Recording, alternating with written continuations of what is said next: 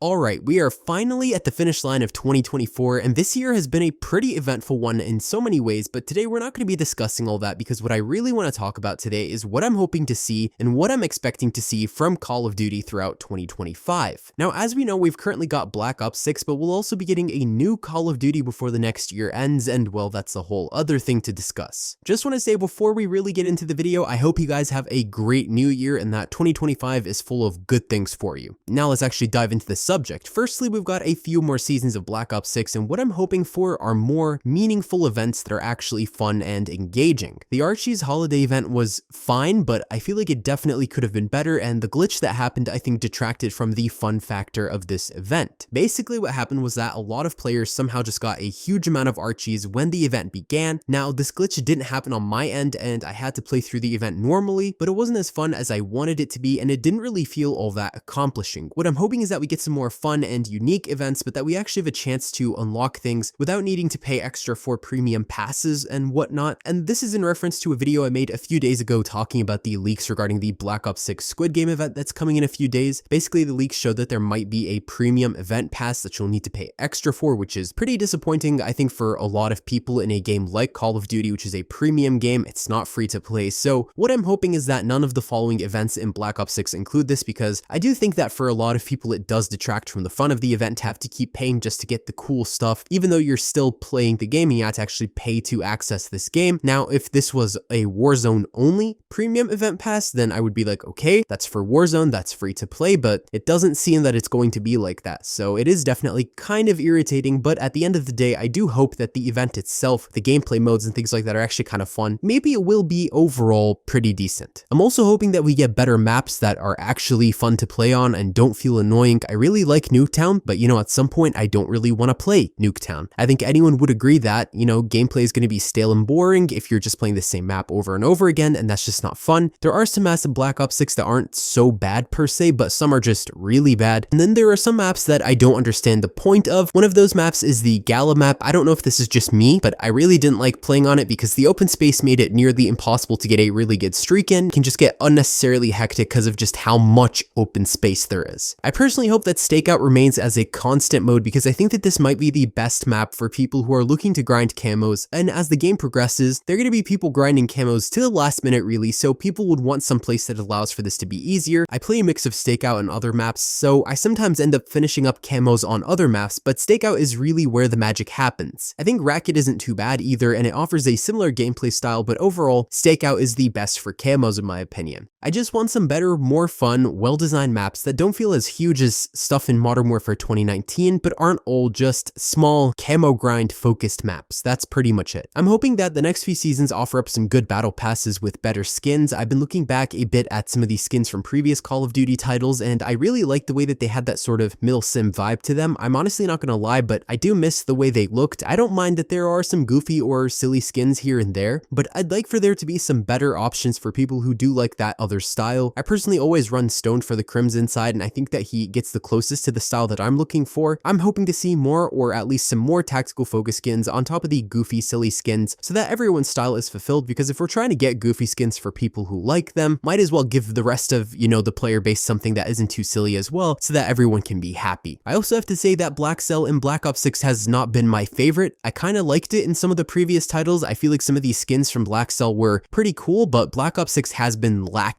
in that. I mean, if anything, I want to see what the next few seasons hold in store, but if they remain looking kind of mid, I'm probably just going to keep going for the standard battle pass and move on with it. I wouldn't want to buy, you know, a battle pass just for some extra skins I don't really like, really. If you're going to buy something, it might as well look and be cool, if that makes sense. I would like more milsim focus skins, like I said again, that have unique designs, but I want something that feels more in line with what I liked about previous Call of Duty titles. Even aside from Black Cell, I just would like more skins in the battle pass that take a different approach than the ones that are there right now. Even if that's in a later season, I would just like it to be a thing at some point. Anyways, I also want some more nice weapon blueprints. The battle pass in season 1 had some good weapon blueprints. I really liked them both visually and in gameplay, so I'm hoping that we get more unique stuff like that in the next few seasons, and that they keep kind of improving these designs, because I thought that they were actually really well designed. I didn't really see a problem with them. In terms of monetization and microtransactions that are included in Black Ops 6, I think that one of the issues that I'm having with this is just the sheer amount of stuff being thrown into the store, and also the sheer amount of, I guess to me, kinda lame stuff in the store. There's an obvious direction directional shift in Call of Duty to take a more Fortnite style approach with things like the goofy skins, the collabs, things of that nature. In my opinion though, I don't think that everything should be like that in the store. I understand, of course, from the perspective of like maximizing profits and things like that, why Call of Duty would be taking this direction, because clearly it is more popular, but I don't think Call of Duty should abandon or lower its identity just to fit a new style in gaming. I think that at the end of the day, having your own identity is important just as following a trend is important. You can adjust things, but you should still maintain what makes you special, and I think Call of Duty shouldn't miss that mark going into the next few seasons and in future Call of Duty titles. Now, I want to also talk about Call of Duty leaks that I've heard about for next year's Call of Duty. This is so probably too early to discuss, but I got curious and I looked it up, so now I'm discussing it. Basically, there's been some rumors that Call of Duty's 2025 release will be a continuation of the story from Black Ops 2 and will follow David Mason, who we had throughout the Black Ops 2 campaign. I'm excited for that, and I think it might be interesting to see a sort of return to the Black Ops 2 style of multiplayer. I mean, I'm not going to call it and say from now that it'll be exactly the same or whatever in terms of the multiplayer, but it's encouraging to see that maybe we might be getting some similar stuff again. Though I believe the movement system will still be advanced, so maybe a combination of the old and new styles is not a bad idea. I would also love to see the return of weapons from Black Ops 2 and maybe some more unique and new weapons. I personally don't want just a straight up copy of Black Ops 2, but I'd like there, to be some sort of mixture between what we had then with some new additions that are both unique and interesting to this next game. Along with that, I heard that the next Call of Duty game will have some zombies updates with a focus on round-based gameplay, a large map similar to Transit in terms of its transportation system, 8-player modes that will include players starting with weapons and then needing to find new ones, and there might also be wall jumps in addition to the current Omni movement system. Not sure how that's gonna look, but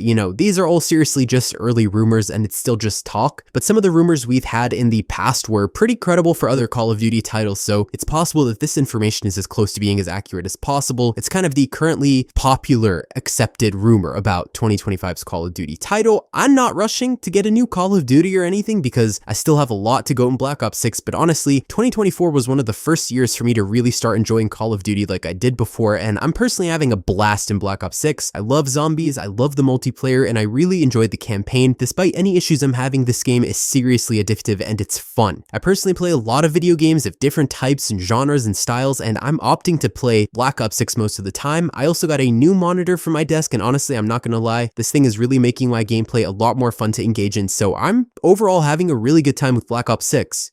I never really cared before for things like prestige, camo grinds, because honestly, I just didn't have much time in my day, to play constantly. I got more time this year, and I've really taken advantage of that, and I see that there's a lot of fun to be had in Black Ops 6 if you take advantage of everything it has to offer. I like to mix up my sessions between zombies and multiplayer so that I don't get bored of something for too long, and I also like to figure out the camo grind, learn how to get it done faster, use attachments, create builds, and more, so there's a lot of fun in that for me. I think Black Ops 6 as a whole does have many issues, of course, and there's no denying them, and I have discussed them pretty in depth on this channel and other videos before. However, I do think that there are a lot of positive elements to Black Ops 6 that make it worth the time. I also know myself as a player, and I know myself as a person, and I don't like to play too many hours a day so that I can also keep the game fun and make sure that it doesn't end up feeling like, it's just a chore or something that I have to finish as fast as possible. So yeah, I think kind of the conclusion I'm trying to draw from this is that a lot of people miss the idea that you have to have fun when you're gaming, because a game's a game because it's fun. So I think as long as you're having fun, you're doing something right. And for me, I'm having fun with Black Ops 6, and I know a lot of people out there are. Of course, it's really, for me, one of my favorite Call of Duty titles in recent times, even though it has its own host of issues. I have seen updates that some new anti-cheat measures will be coming in the next few updates in Season 2 and 3 and things like that. So what I'm hoping to see is that players aren't really affected by cheating as much anymore. I've said this in other videos, but I haven't really faced these specific problems. But I think that if it's something talked about a lot, that I hope that it gets addressed and that these problems are fixed so that the game can be in a better state. Though, I think a big chunk of the problem is probably coming in from Warzone. There's still a good number of months left in the life cycle of Black Ops 6. So I hope that it does well and that we get some good content and great updates. And I hope that whatever issues are currently in Black Ops 6, like servers, hackers, and more, are addressed and fixed so that the experience can remain great. I think it usually takes some time. After a couple of updates or so, Call of Duty's multiplayer tends to get really good. I mean, Cold War was fine after the updates, and if you stuck with it, it was actually a good game all along. Of course, we all know that Cold War was rushed dramatically, but it eventually got really good. So I think even with the problems, there's still a lot of good elements to this game. And with that being said, thank you all for watching. If you enjoyed the video, leave a like and subscribe with notifications set to all so you never miss out on another upload. Comment below what you're hoping to see in Call of Duty throughout 2025, and also let me know what you think about the leaks regarding the next Call Call of Duty title, what are your thoughts on them? I'm curious to see what you all think. Happy New Year, and that's all for today, folks. About time. All right. I'll unlock the observation port in his holding tank. Then he should be able to hear you. Raptor 1, we're making progress. I want us off this rock as soon as he's free.